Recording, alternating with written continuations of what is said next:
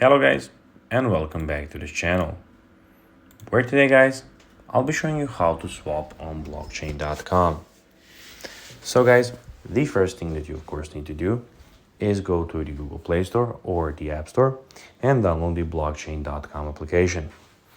Now when you did that, you just need to go and log into your profile, but guys, if you do not have one, don't worry, you can always go and register to it.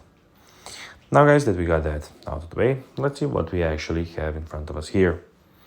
So here we have, as you can see, the application, and here we have the account and the DFI wallet where you can go and change from. Also, in the bottom we have the home, prices, and the earn options. And in the top left corner we have everything about your profile.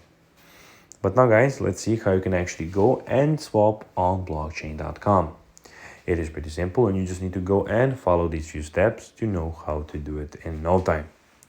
So basically what you need to do guys is go to, as you can see, we have in the top corner, we have the account and DFI wallet options. So basically we have those two options out. We're at the moment currently on the account option and it is the default option. What we need to do is click on the DFI wallet. And when it switches, as you can see, we have a lot of options here.